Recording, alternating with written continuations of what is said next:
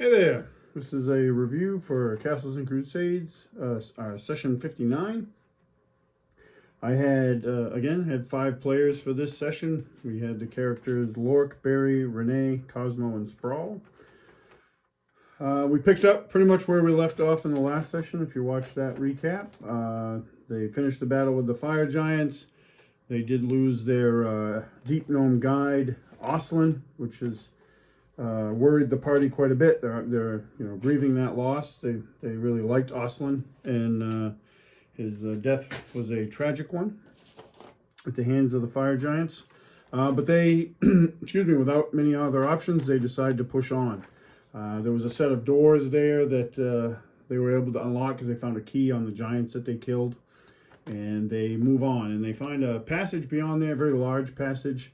Eventually leads to a T intersection with the left gradually leading back up and the right going down. And Lorik has a kind of a rudimentary map that he bought in Binding Rock. Not really great, but it does show some landmarks. And he knew from the map that the passage to the right was leading more towards the Sunless Sea than the passage to the left. So they go right. They travel along this large passage, and as they get further into it, the walls are it's all like really not overly worked stone. It's more natural, but they start to see these frescoes carved into the walls, and it's all dedicated to either the fire giants, showing like various conquests against men and monsters like dragons and stuff. But then there's also these frescoes of another being which they figure out is Surtur, the fire god, and which is commonly worshipped by fire giants.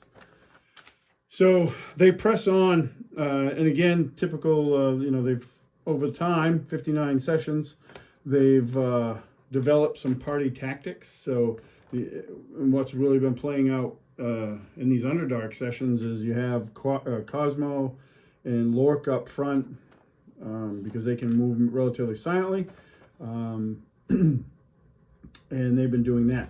The rest of the party now, though, because they're equipped with some drow equipment from a couple of sessions ago that they liberated, they can move pretty silently, but not quite as good as those two characters. So they move up. They eventually come to this chamber here in front.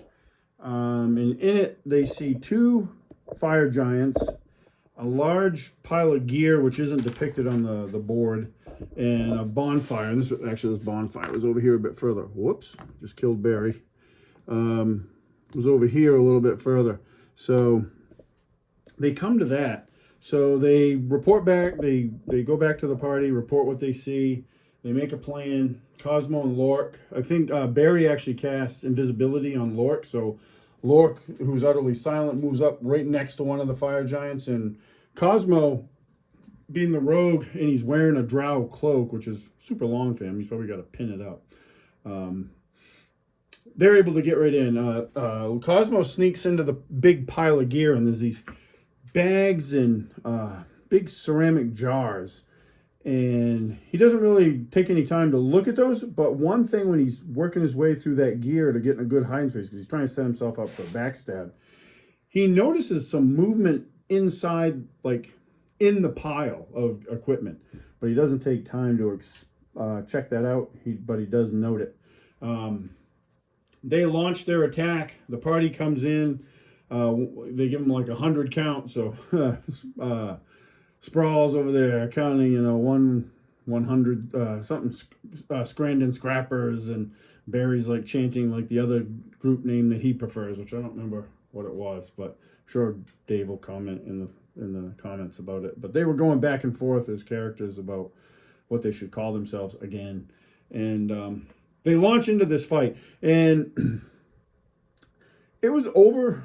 I don't know if it was over relatively quick, but they made short work of these 2 fire giants. The surprise attacks worked. Barry actually hit one of them with a lightning bolt. Barry came into this. Dave wasn't able to be at the last session, but he's like for Barry, like fire giants are some of the worst things he could fight, because most of his spells are his really good offensive spells are fire-based, and he's fairly certain, not incorrectly, that those spells would be pretty much useless against fire giants. So he's really kind of more limited on what he can do, although he still remains very valuable later on. And even in this fight, he hits one of them with lightning bolt, did a great job. They made short work of these two. There was successful backstabs by Cosmo and Lorik with his giant bane sword. They carved him up pretty quick. So quick that I was like, I knew what was coming next, and if they kept going in the same direction.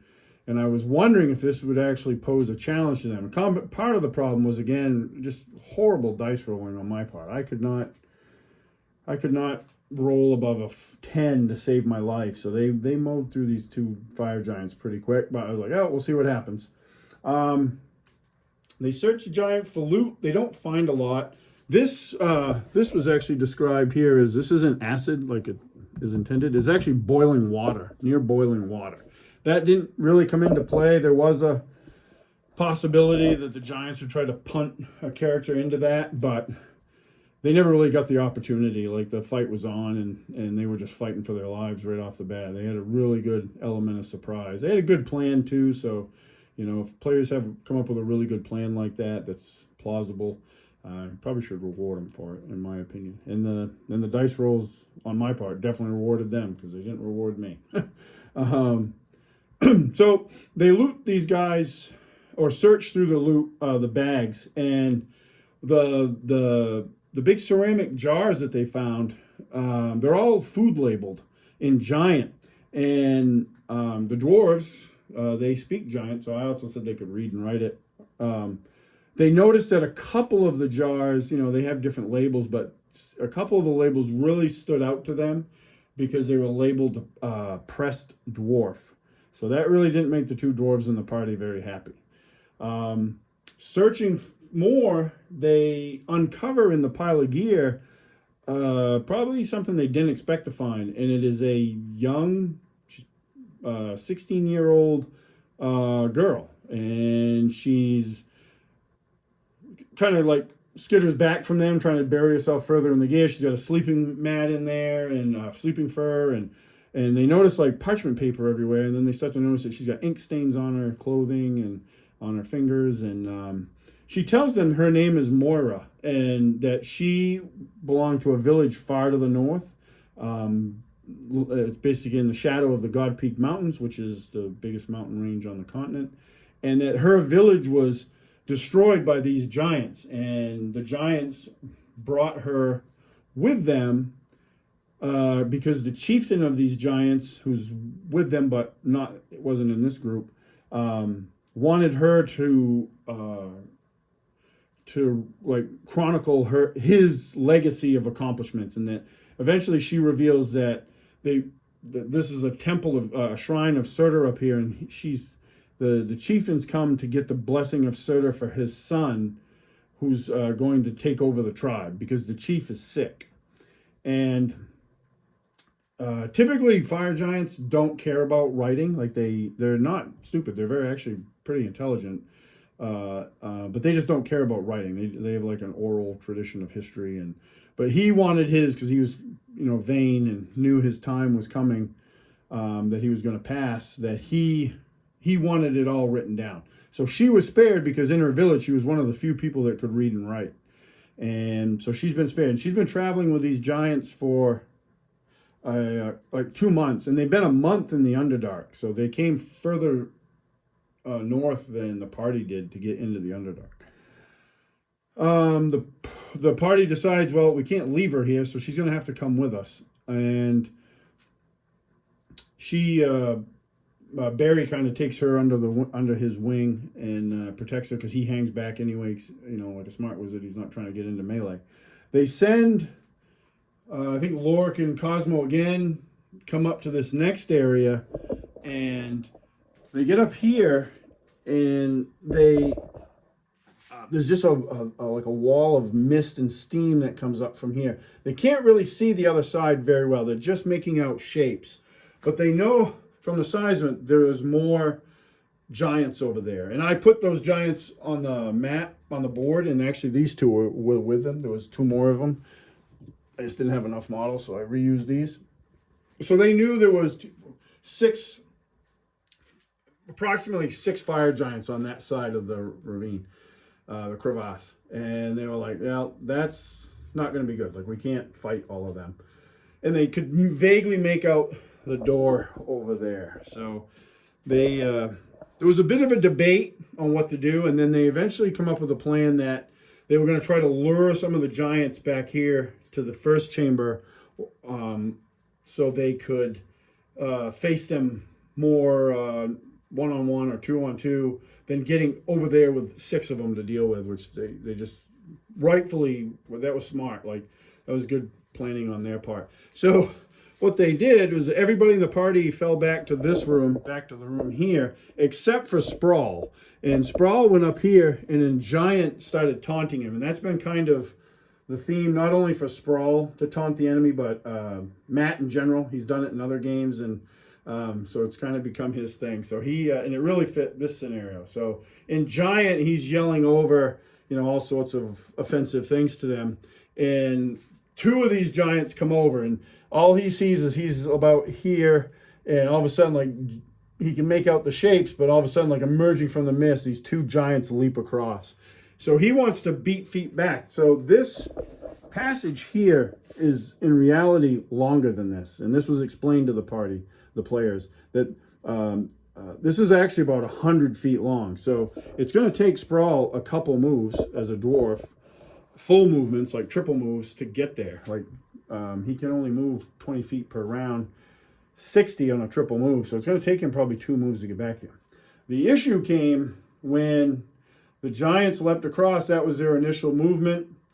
Then we rolled initiative, and just with basically with Sprawl and the 2 giants, and I won. Like, the fire giants won initiative, so they got to go first. So they have a much better movement than Sprawl. So Sprawl wasn't able to, like, gain any distance on him really, and they close and attack him, and they start beating on him. He decides on his turn.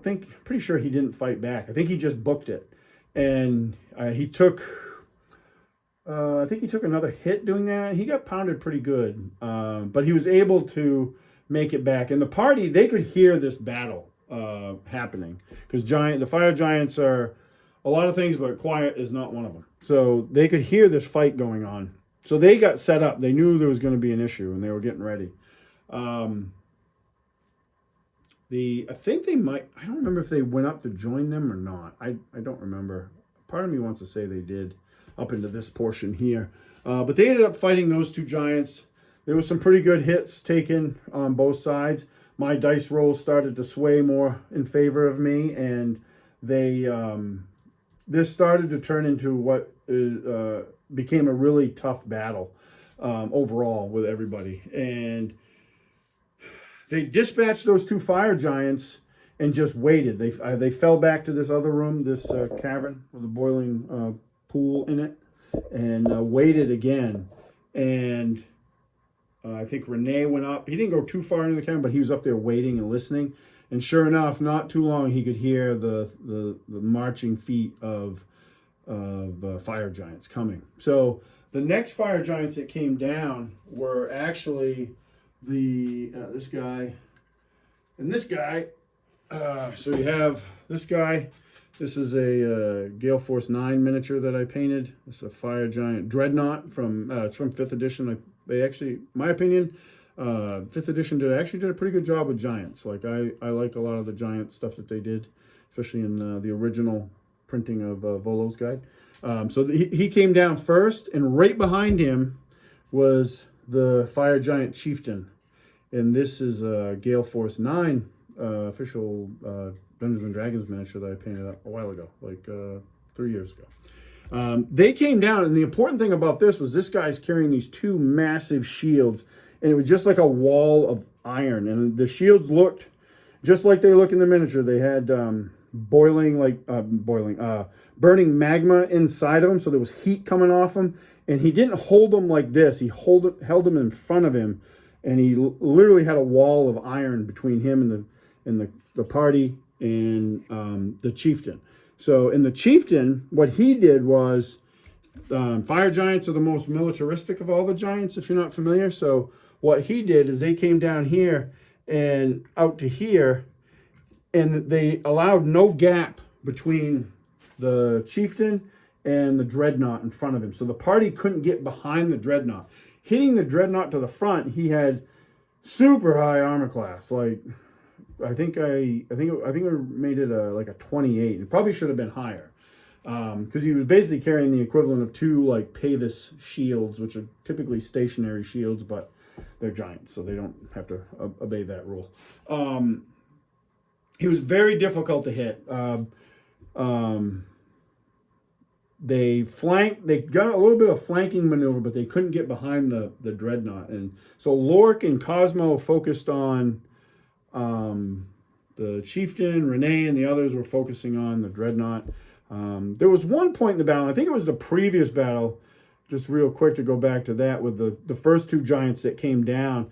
Cosmo got to backstab one of them, and he held on, like Chris said, I'm not letting go, like I'm going to stay on his back. And I was like, oh, okay. And then it came, and they were right along the wall, of the cavern. So when it was the giant's turn, like he felt this, it was a very good backstab, did a lot of damage. And he was like, it was like a stinging, gnat or something on his back. He wanted to get rid of it. So he just basically smashed his back up against the wall of the cavern and ground him down. And I just rolled a bunch of dice and did a ton of damage, and it was pretty ugly. But when they beat him, Cosmo was, still alive, but that hurt him. But I don't want to miss that part, because that was a fun little part of the fight. But back to these guys. This proved to be a very difficult fight with these 2. They fought very smartly. And at one point, the giant, with the dreadnought giant, he would like clash his shields together like giant doors slamming together, and he was trying to hit Renee with those attacks, and he was successful a few times.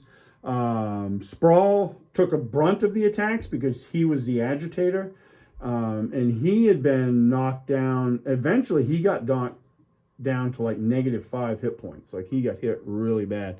Lork took a ton of damage. He was going back and forth with the chieftain, with Cosmo trying to help him as best he could. And it got to the point, this was a very tense part of the battle. The fire giant chieftain knocked him down to, I didn't know it at the time. I knew he was low, but he went, I don't typically ask what their hit points are at. I'll ask how they're doing. And I did ask my son how his character was doing, and he's just like, none of your business. And I'm like, okay. But I knew it was pretty low, because he'd been hit a bunch of times, and he was doing a lot of damage. Above board, later we talked about it, and at the end of the fight, and Lork was down to 2 hit points, and the it was initiative time, and we do group initiative every round, and I've been doing that the entire campaign. Probably one of my favorite methods to do initiative. So it really flips-flops. So like, say the giant went last the previous round, but then wins the next round, he gets to basically go twice in a row before the party gets to go again. So that came up, and at 2 hit points, the amount of damage that the giant does on a single hit was more than likely would have, unless I rolled completely, like mostly 1s or 2s on the dice, would have knocked Lork well below the -10 threshold. So he rears up, and he's coming in for a hit, and before that happens, Cosmo steps up and taunts the fire giant chieftain. And I don't remember what Chris said in character. It was funny and insulting to the fire giant chieftain, but gets the fire giant's chieftain's attention, and he directs that attack at Cosmo and hits him and does a bunch of damage. So Cosmo's pretty beat up too at this point. And the next attack, he actually does redirect. And I was rolling randomly back and forth on who he was going to attack at this point. But either he took a swing at Lork, and I think he missed. I think I rolled really low and missed. But it was really tense, because my son knew like another hit was going to just kill his character. And they're in the position right now, if a character dies, they have no means to like bring them back. Like none of the characters are capable of it, and they're not near any place that can, so they know it's pretty much the end if somebody dies. A Sprawl had gone down. Barry's launching. He's resorting to using his wand of magic missiles, which is fairly powerful, but running low on charges. But he's doing what he can, and he's hitting the dreadnought. And eventually, they defeat these two giants, and the party is pretty much wiped. I think Sprawl was pretty spent on spell casting. He was down to -5 hit points. Barry uses one of Unglock's brews, we call them, the healing brews from the stone giant that they met in the outer edges of the Underdark, and is able to bring him back, bring him up to 0. They do some bandaging, some more healing. They've burned through, between these two fights, they brought in resources like potions of healing, cure, of multiple levels of potency, and they're burning through all that stuff pretty rapidly.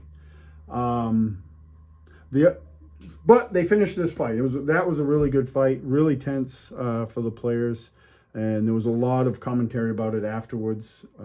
We finished for the night. They decided, well, what are we going to do next? There was some urge to just charge in there and take on the last two giants. Sprawl, being probably the wisest of the group, was like, we might want to just slow our roll a little bit, because he understood, obviously, almost being killed himself and depleted on spells and resources, that we're pretty beat up. But they also knew, like, there's no place for them to really rest. That was part of the problem. They're like, if we just hang out here, they're going to come down and get us. So they come up with a plan. This was funny. This was a good plan. Like, one of the issues they knew they were going to have is, and they didn't attack the giants up here, is because they don't have a real good means of crossing this chasm. The dwarves, they're not going to be able to just leap it. Cosmo can leap it because he has the boots of striding and spring. That would pose no problem to him. Lort could probably do it without much difficulty. Barry, maybe. But it wasn't a good plan for them to try to leap across that thing and fight. And so Renee comes up with this plan that they want to use one of the dreadnought shields as a bridge. And I never thought of that, and I didn't really come up with a way. It's not my job to come up with a way for them to cross that. They need to come up with that as players, and they did. That was a great plan. So first they were like, well, how the hell are we going to move this thing? Like, Lork with his belt of giant strength could pick that up. He can't really wield it around because it's just so big, but he could lift one end of it up off the ground and carry it in. But they didn't want to be all stuck lifting this thing and then be at the mercy of the giants, and then trying to get it across the chasm. So Barry he pulls out a scroll. He checks his inventory. He's got a scroll of levitate. So he casts levitate on it. They're able to push it down. They actually flip it upright and use it as a floating shield to go down the passage to get out here. And they come out here and they lay it across the bridge, lay it across the chasm, and are able to cross. One thing they know is when they get to the chasm, again, it's one of those things where the board doesn't quite accurately depict what was being presented. This chasm is actually like 800 feet deep. And so is this. This black area over here is just like this. I just didn't paint it. I left it black. So they're both that deep. So that would have been an issue. They're like, we would have died from falling before we ever died from the magma damage. But when they get over here, there's no giants here. And what they find in this upper area over here is a large statue of Sutter, which was up here. I don't have one, but it was up here. And then there was an empty chest here. And Lork was able, with a really good tracking roll, find tracks, scuff marks in the stone from the giant's boots, going through that doorway. And they realized the last two giants have left. So they kind of deduced that this was a ceremony between Sprawl's knowledge of religious events, being a cleric. This was a ceremony to get the blessing for the chieftain's son, because he's going to take over the clan of fire giants. And then they left and went through those doors. The party does rest here. They need to rest, so they climb those far cliffs over there by the door, and they rest up there. I roll for random encounters. They don't get any for the night. It was interesting. There was a couple interesting things with the camp. Barry has taken Moira under his wing, and she was really impressed. Like, she's been afraid. Like, she's been with these giants for 2 months, and she's seen them fight, on the surface and in the Underdark, and they're terrifying. And the party just wiped out like 6 of them, because she knows they killed the other 2 as well. And she's fairly impressed by that. And she was really impressed by Barry's use of magic. And she talks to him about, like, there was an old man in her village that could do magic, but nothing like that. And she is very astute. So Barry takes great interest in that, and kind of takes her aside at camp and begins to show her magic. Like, he teaches her the cantrip, ultimately teaches her the cantrip light spell, so she can cast light. That was one of the big issues. Like, and when they decided for her to come with them, like, they gave her a dagger, and Sprawl gave her one of his stones that he has that has continual light on it for her to hold on to. But so I hadn't planned any of that. She was just kind of put in above board as like a interesting encounter, unexpected encounter for them. But Dave in character, like, Barry wants to take her on possibly as an apprentice. So he's teaching her magic, and she seems very receptive, and Barry does recognize that she may actually have some talent in that regard. So that's going to be a whole different, not different, but role play possibilities that we'll have with that. That would be great.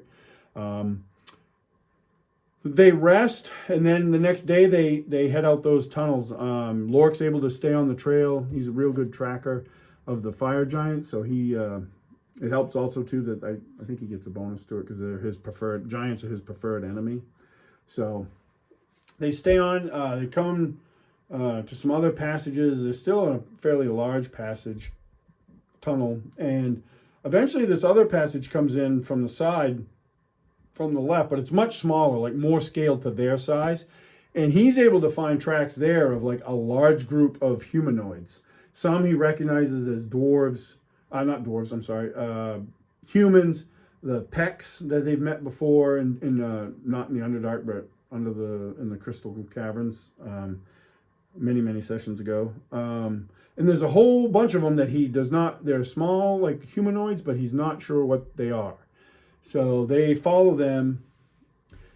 They're going in the same direction that they need to go, and eventually they wind up in this massive cavern to the Sunless Sea. They've reached the Sunless Sea.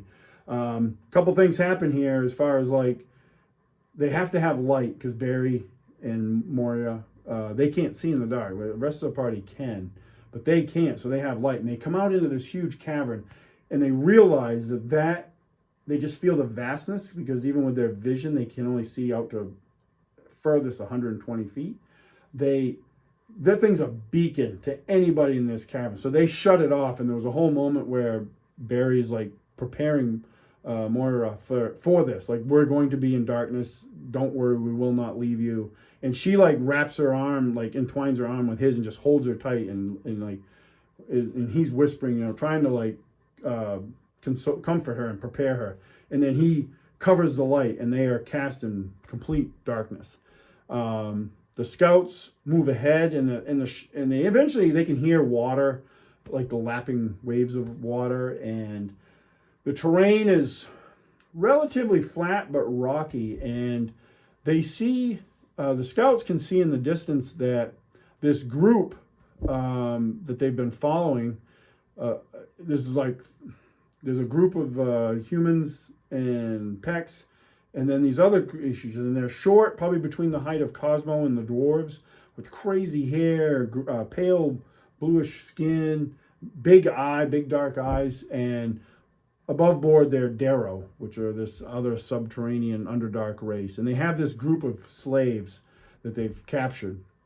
One of the Darrow goes out on this rock that juts out over into the water, And he stands on it and he pulls out this big conch shell and starts blowing in it. And the rest of the party's in darkness. Like Moira and Barry are in darkness. And all they hear is this long, haunting tone that is echoing out across this cavern. And it's very unnerving. And he blows that for this tune, like for a few minutes, till eventually the parties see, the scouts see figures, these fish-like figures emerging from the water. And they assume, rightfully, that it's the deep ones that the gnomes of the at Binding Rock warned them of. The Elder Council there in Binding Rock had mentioned the deep ones. And they come out, the crowd of Darrow part, and allow them access to the slaves. And now the party's debating, like, we need to attack these guys. And at first they thought about just fireballing them all and just putting the slaves out of their misery, maybe, because their fate was going to be no good.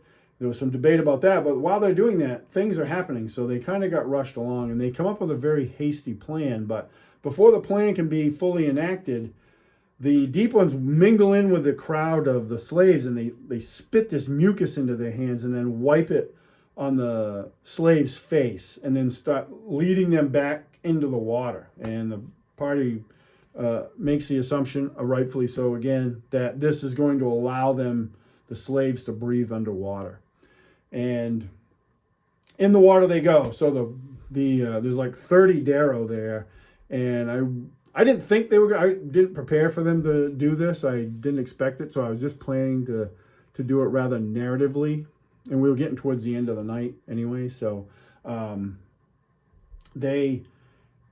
Lort takes the oath bow, Ronan's oath bow, and fires an arrow that's got light cast on it, the cantrip light. And he fires it, even though it like bothers his vision, because now is suddenly shifted because of the light. He's able to hit a Darrow, not that it really mattered, but he does hit a Darrow and kills him, and as a beacon. And this totally disrupts the Darrow. This sudden injection of this light in their darkness blinds them, basically. They have. So Barry then casts Fireball, and I rolled a save, like a group save, because I wasn't making 30 saving throws for all the Darrow. I rolled a group save, and I actually pulled in a rule to make it quick. From 5th edition, I rolled with disadvantage, which isn't a Casting Crusades rule, but it worked for our situation. I rolled 2 1s. So it just it decimated all the Darrow and burned them to ash. They were able to recover the conch shell, and one of the deep ones had given the Darrow with the conch shell a sack full of gold for the slaves, and they were able to recover that. So that's where we ended the session. Really good session.